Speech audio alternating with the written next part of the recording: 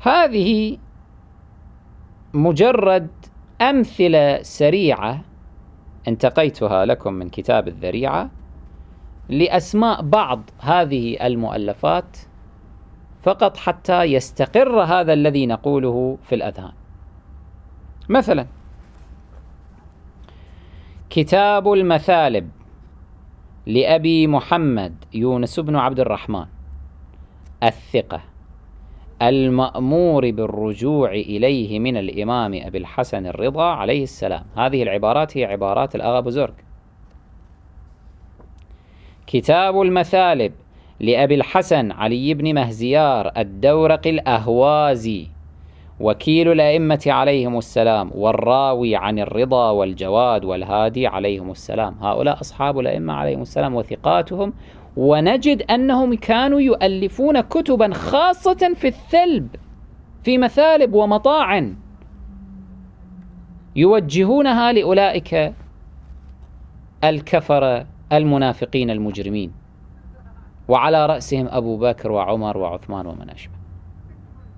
كيف يقال بعد هذا أن أمرا كهذا لم يكن يرتضيه أئمتنا عليهم السلام؟ على العكس.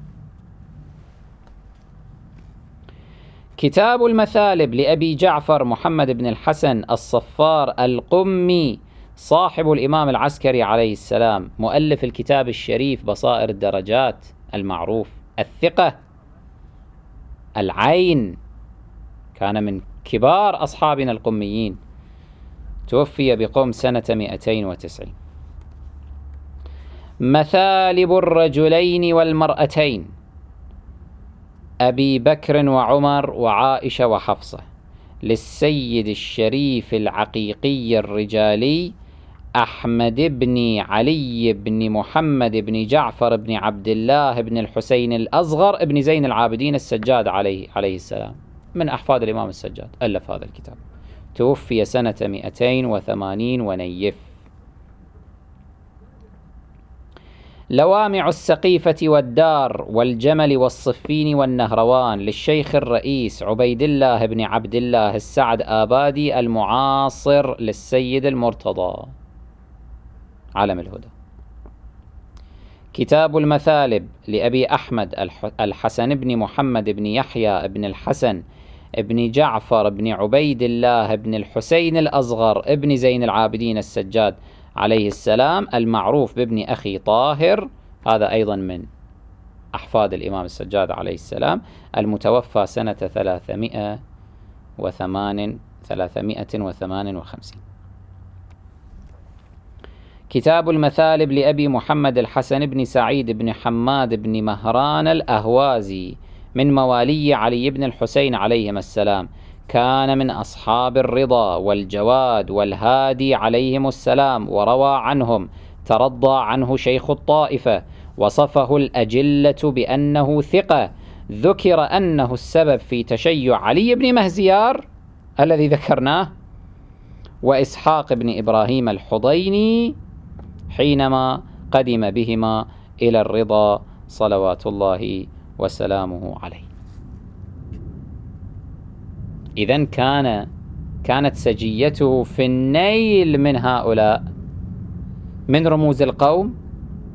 لم تتعارض هذه السجية مع جهوده في تشييع الآخرين، في هداية الآخرين، بل كانت طريقا إلى هدايتهم كما هو واضح.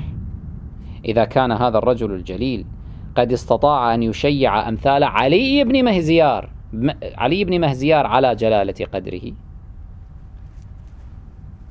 فإذن لا بد أنه كان حكيما فيما يصنع. والحق هو هذا، أن الذي يتكفل حتى في عصرنا بتوجيه هذه الضربات العلمية البرهانية التي تسقط رموز القوم وهي رموز الباطل، هو الذي يكون أكثر نجاحا في هداية الناس إلى نور الولاية لآل محمد صلوات الله عليهم، وهذا كشفته التجربة التي على أيدينا.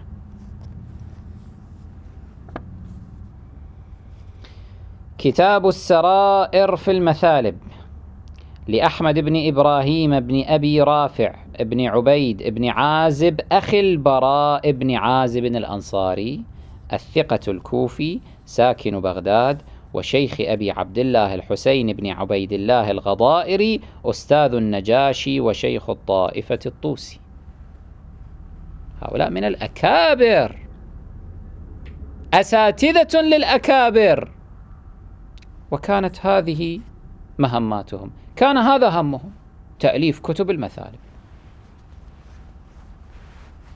كانت الكتب آنذاك هي السلاح التي بأيديهم. لو عاش هؤلاء في عصرنا لوجدتموهم جميعا يؤسسون قنوات فضائية كي يركزوا هذا الثلب والطعن والنيل من رموز القوم، كما هو واضح، لأنهم إنما استغلوا كل ما كان متاحا أمامهم آنذاك. فلو افترضنا أنهم عاشوا إلى زماننا لوجدتموهم أيضا يستغلون كل ما هو متاح في زماننا. كتاب المثالب لأبي جعفر أحمد بن الحسين بن سعيد الأهوازي الملقب بدندان. كتاب المثالب لأبي جعفر محمد بن بندار بن عاصم الذهلي القمي الثقة العين، يعني عين، يعني وجيه في أصحابنا. كتاب منهج الفلاح للمولى محمد حسين بن يحيى النوري تلميذ العلامة المجلسي. يقول الآغا بزرق الطهراني أنه أورد فيه كثيرا من المطاعن والفتن بعد استشهاد النبي صلى الله عليه وآله. مجمع الفضائل لأرباب القبائح للمولى محمد كاظم بن محمد شفيع الهزار جريبي الحائري أورد فيه رواية التبري من الجبت والطاغوت، وسمى الثلاثة أبا الفصيل وأبا الشرور وأبا الملاهي، يعني أبو بكر أبو الفصيل وعمر أبو الشرور وعثمان أبو الملاهي. مثالب الأعداء أو لوامع السقيفة لأبي عبد الله الحسين بن محمد الحلواني ذكره ابن شهر آشوب في المعالم. تشييد المطاعن للسيد محمد قلي ابن السيد محمد حسين النيسابوري الكنتوري والد صاحب العبقات رضوان الله عليهما حقيقة، يقع في 3 مجلدات ضخام. مطاعن الثلاثة للشيخ عبد النبي ابن علي الكاظمي تلميذ السيد عبد الله شبر. الحميراء للسيد أختر حسين النقوي، وهو رد على كتاب عائشة صديقة لأحد أعلام المخالفين. إيضاح دفائن النواصب للشيخ أبي الحسن محمد بن أحمد بن علي بن الحسن بن شاذان الفقيه القمي المعبر عن ابن قولويه بالخال، وهو أستاذ الكراجكي من علماء القرن الرابع. قال الشيخ العلامة الماهر الحاج ميرزا يحيى ابن ميرزا محمد شفيع المستوفي الأصفهاني إنه ممحض في المثالب. هذا الكتاب ممحض في المثالب. كتاب الخالدان لأبي الفضل عباس بن هشام الناشري المتوفى سنة 220 ويقال له عبيس. قال النجاشي أنه في المثالب. تكسير الصنمين للسيد جعفر المعروف بأبي علي خان الحسين الموسوي البنارسي الدهلوي المعاصر للسيد محمد قلي. نفحات اللاهوت في لعن الجبت والطاغوت لنور الدين علي بن الحسين بن عبد العالي المحقق الكركي الشهير رضوان الله تعالى عليه. نفاق الشيخين بالحديثين الصحيحين لمحمد قلي بن محمد حسين بن حامد حسين بن زين العابدين الموسوي النيشابوري الكنتوري والد صاحب العبقات أيضا. مصائب النواصب للسيد السعيد الشهيد القاضي نور الله بن الشريف المرعشي التستري رضوان الله تعالى عليه. ضياء الخافقين في شرح دعاء الصنمين للمولى محمد مهدي ابن المولى علي أصغر بن محمد يوسف القزويني. يقول آغا بزرق الطهراني، هذه عبارته بالدقة في ترجمة هذا الكتاب، يقول صنمي قريش وهما اللات والعزى أبو بكر وعمر. يعني يصرح الآغا بزرگ أنه اللات والعزى أبو بكر وعمر، هكذا في كتابه، مع علمه بأنه يقع عليه أو تقع عليه أنظار أهل الخلاف فيشحنون. متى ألف كتابه؟ في عصرنا، هذا معاصر آغا بزرگ الطهراني. وللعلم في الذريعة عشرات من الشروح لدعاء صنمي قريش لأكابر العلماء، من أراد فليذهب هناك وليراجع.